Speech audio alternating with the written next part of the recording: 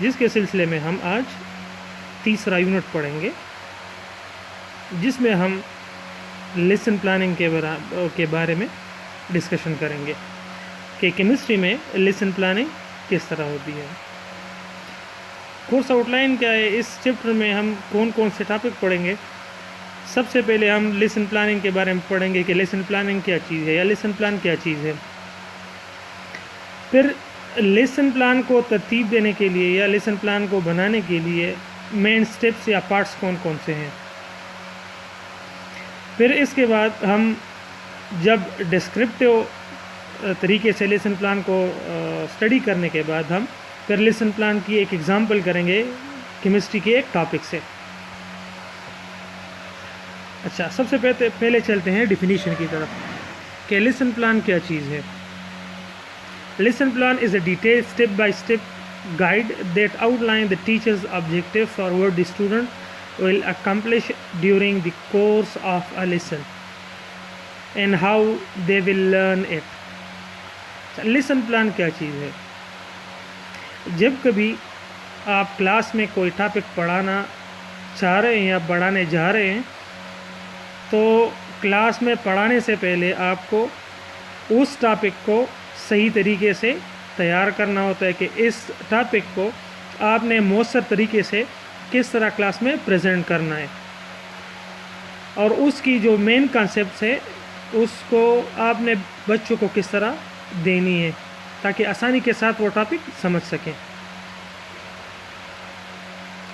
और अगली बात क्या है, creating a lesson plan involves setting goals, developing activities, determine the material that you will use. Lesson plan का मेन मकसद क्या है कि आपने जो टॉपिक पढ़ाना है उससे आप क्या चीज़ें अचीव करना चाहते हैं, उसकी गोल्स क्या है। अगला स्टेप क्या है कि आपने उस गोल्स को अचीव करने के लिए कुछ ना कुछ एक्टिविटीज़ रखनी होती है उस क्लास के दौरान, ताकि उस एक्टिविटीज़ के ज़रिए आप उन गोल्स को स्टूडेंट्स तक पहुंचा सकें, ताकि स्टूडेंट्स उसको समझ सकें। और फिर उन एक्टिविटीज़ के दौरान आप जो जो मटेरियल्स वगैरह यूज़ करेंगे वो इसी लेसन प्लान में हम अपने साथ आप लिख लेंगे कि ये चीज़ें मेरी लेसन के दौरान ये चीज़ें मुझे दरकार होगी एक्टिविटीज़ करने के लिए। लेसन प्लान की मेन पार्ट्स या मेन स्टेप्स कौन कौन सी है। सबसे पहले आप जो लेसन पढ़ा रहे हैं उसकी ऑब्जेक्टिव्स आपको सेट करनी है कि स्टूडेंट्स को इस लेसन के एंड पे कौन कौन सी चीज़ें आप उनमें देखना चाहते हैं, पढ़ाना चाहते हैं, उसमें इंड्यूस करना चाहते हैं। At the end of the lesson the student should be able to, कि हर एक लेसन के एंड में बच्चा क्या चीज़ करने के काबिल होगी या कौन सा स्किल आपने उसको दिया हुआ है या कौन सा स्किल आप उसको देंगे। अगला स्टेप है सब्जेक्ट मैटर। सब्जेक्ट मैटर में क्या क्या चीज़ें आती हैं, आप जो टॉपिक पढ़ा रहे हैं टॉपिक डिफाइन हो, मटेरियल एंड रेफरेंसेस, कि आप टॉपिक के दौरान जो एक्टिविटीज़ करवाना चाह रहे हैं अपने बच्चों से, उन एक्टिविटीज़ को आपने उस एक्टिविटीज़ को आपने मुयस्सर बनाने के लिए मुख्तलिफ़ किस्म की मटीरियल्स वगैरह आप इस्तेमाल करेंगे। और वहाँ पे जो आप बुक इस टाइप मटीरियल इस्तेमाल कर रहे हैं उसकी रेफरेंसेस वगैरह भी आपने मेंशन करनी है कि कहाँ कहाँ से आपने लिए भी हैं। अगला है साइंस कॉन्सेप्ट्स।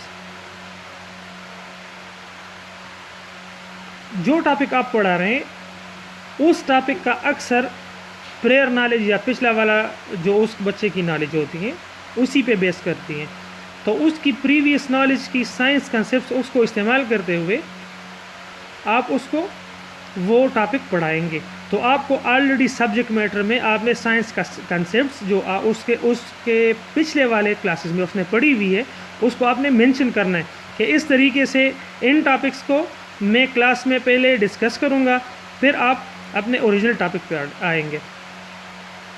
अगला है प्रोसेस स्किल्स। कि आपने उस टॉपिक के ज़रिए जो स्किल्स आपने उसको डेवलप करवानी है, उसको किस तरीक़ेकार या किस स्ट्रेटजीज़ या एक्टिविटीज़ के ज़रिए आपने उस स्किल्स को उसमें इंड्यूस करनी है। अगला है वैल्यू इंटीग्रेशन। वैल्यू इंटीग्रेशन का ये मतलब है कि आपने जो टॉपिक पढ़ाया हुआ है उसकी डेली लाइफ में उसको आप किस तरह इम्प्लीमेंट करेंगे, या बच्चों को उसकी डेली लाइफ से या उनका डेली लाइफ में किस तरह उसको इस्तेमाल कर सकेगी, उसको आपने अपने सब्जेक्ट मैटर में डिफ़ाइन करना होता है। 3 नंबर अगला है टीचिंग स्ट्रेटजीज़। आपने अपने सब्जेक्ट मैटर को प्रेजेंट करने के लिए कौन सा टीचिंग स्ट्रेटजी इस्तेमाल कर रहे हैं। टीचिंग स्ट्रेटजीज़ हमने पहले पढ़ा हुआ है कि स्ट्रेटजी क्या चीज़ है। स्ट्रेटजी वो तरीक़ेकार है जो आप अपने लेसन के पढ़ाने के दौरान अपने बच्चे को स्किल्स वगैरह डेवलप करने के लिए जो टेक्निक और स्ट्रेटजीज़ या जो प्रोसेस से आप गुजारते हैं उसको कहते हैं स्ट्रेटजी। अगला स्टेप है 3 नंबर डेवलपमेंटल स्टेज या डेवलपमेंटल टास्क। चौथा है जनरलाइजेशन। अगला है evolution, generalization of evolution, and आखिरी है असेसमेंट। चलते हैं ई स्टेप की तरफ। लेट्स सपोज, अब चलते हैं एग्जांपल की तरफ के केमिस्ट्री में लेट्स सपोज हमारा टॉपिक है कि आपने बच्चों को क्या चीज़ें पढ़ानी है। लेट्स सपोज मेरा टॉपिक है the chemical change in a matter. तो सबसे पहले आपने ऑब्जेक्टिव सेट करने हैं कि लिसन तो मैं पढ़ाने जा रहा हूँ कि chemical change in a matter किस तरह होती है। तो सबसे पहले आपने अपने साथ ऑब्जेक्टिव्स क्लियर करने हैं कि लिसन पढ़ाने से पहले आपका जहन क्लियर हो कि मेरा जो ये लिसन है इससे मेरे कौन कौन सी ऑब्जेक्टिव्स रखने। At the end of the lesson the student should be able to, क्या चीज़ें वो जान सकेंगे इस लेसन के बाद। Discuss the difference between the physical and chemical change. इस लेसन के बाद बच्चा जान सकेगा कि फ़िज़िकल चेंज क्या है और केमिकल चेंज क्या है। अगला point, appreciate the importance of knowledge on the physical and chemical change in our life through citing the application in our community. फिर आपने दूसरा ऑब्जेक्टिव मैंने सेट किया हुआ है कि मैं पढ़ा रहा हूँ topic chemical change in a matter. तो उसको पढ़ाने के बाद मैं उन बच्चों को डेली लाइफ से कुछ ना कुछ एग्जाम्पल्स या प्रैक्टिकल एक्टिविटी कराऊंगा ताकि वो उसको अपनी प्रैक्टिकल लाइफ से एग्जाम्पल वो पिक कर सकें। अगला ऑब्जेक्टिव मेरा क्या होगा, right at least 5 example of chemical and physical changes of matter. तो मैं डेली इन्वायरमेंट से उससे पूछूंगा कि एटलीस्ट 5 एग्जाम्पल्स केमिकल और फिजिकल चेंज से मेंशन करें। अगला है सब्जेक्ट मैटर। टॉपिक क्या है, चेंज इन मैटर या chemical changes and physical changes matter. मैं मटेरियल कौन कौन से यूज़ करूंगा और रेफरेंसेस कौन कौन से यूज़ करूंगा। मेरे पास candle, matchstick, paper, pencil, pen, manila, paper, visual aids and graphic organiser. ये सारे मटेरियल मैं अपने साथ लेके जाऊंगा जब मैं लेसन पढ़ा रहा हूँ। अच्छा, अगला स्टेप क्या है, साइंस कंसेप्ट। अगर मैं ग्रेड 5 पे इसको पढ़ा रहा हूँ तो उसकी ग्रेड 4, 3, 2 या पिछले वाले जितने भी ग्रेड्स हैं उसमें उसने साइंस के कंसेप्ट कौन कौन से इस्तेमाल किए हुए हैं, उसी को आपने कनेक्ट करवाना है अपने मौजूदा लेसन से जिसका टॉपिक है चेंज ऑफ द मैटर। अगला है प्रोसेस स्किल्स। अच्छा, आपने अपने लेक्चर या लेसन से कौन कौन सी स्किल्स बच्चों को करवानी है या बच्चों में इंड्यूस करवानी है, वो है defining, differentiating, appreciating, observing and critical thinking. ये सारी प्रॉपर्टीज़ है उसकी पर्सनालिटी की। अगर आप सही तरीके से अपने टॉपिक को पढ़ा सकेंगे तो ये 4-5 चीज़ें एक्चुअली आप बच्चे को अपने आने वाले लाइफ के लिए आप ये प्रॉपर्टीज़ उसमें डाल रहे हैं। क्या चीज़ डाल रहे हैं? डिफाइनिंग, कि वो पहचान सके, डिफ्रेंशिएटिंग, किसी दो चीज़ों के दरमियान वो डिफरेंस कर सके, डिफ्रेंशिएट कर सके, अप्रिशिएटिंग प्रॉपर्टी उसमें आप इंड्यूस कर सके, observing and critical thinking. Value integration क्या है? Inquisitive mind and cooperation during teaching learning process.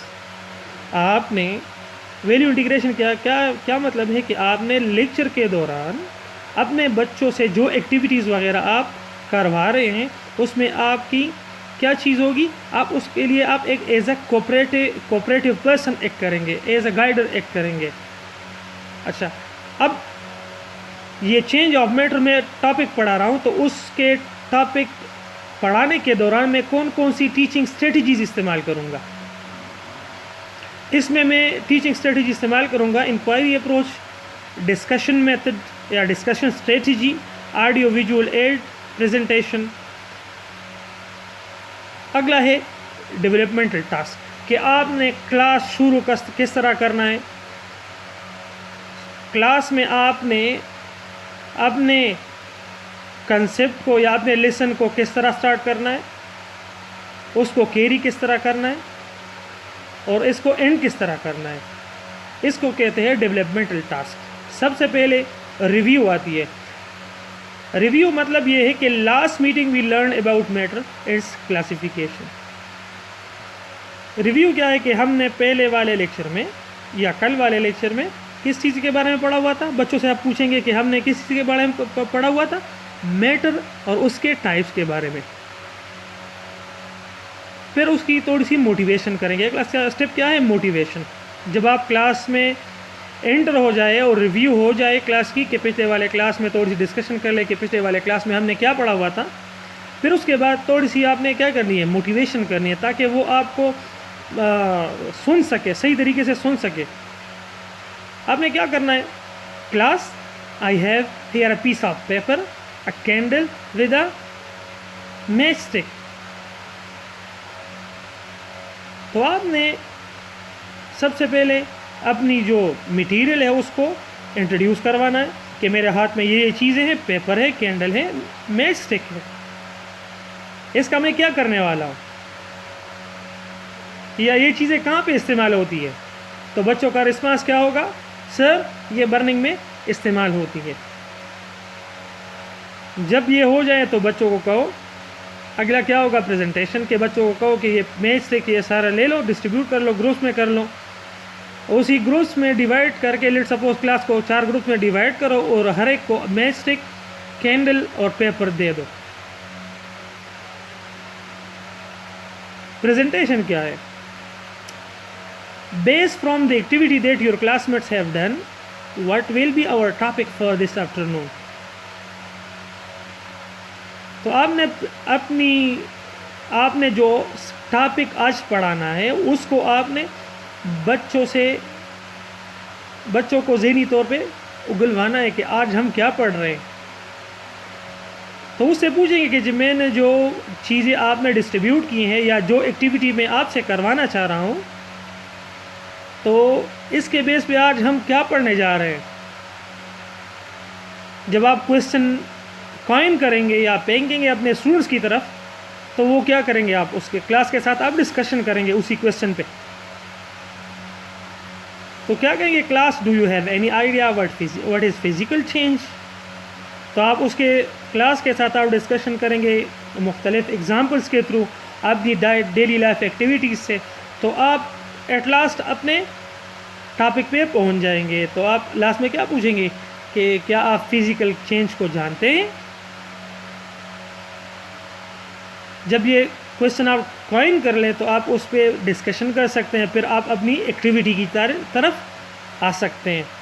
Activity क्या होगी कि आपने divide the class into 2 groups to do the activity. Afterward student will discuss their work to the class. तो आपने क्या करना है कि आपने एक्टिविटी स्टार्ट करनी है। जितने ग्रुप्स में आपने क्लास को डिवाइड किया हो, उस क्लास को जितनी ग्रुप्स में आपने डिवाइड किया हो, उसी ग्रुप्स में आपने उस एक्टिविटी को स्टार्ट करना है।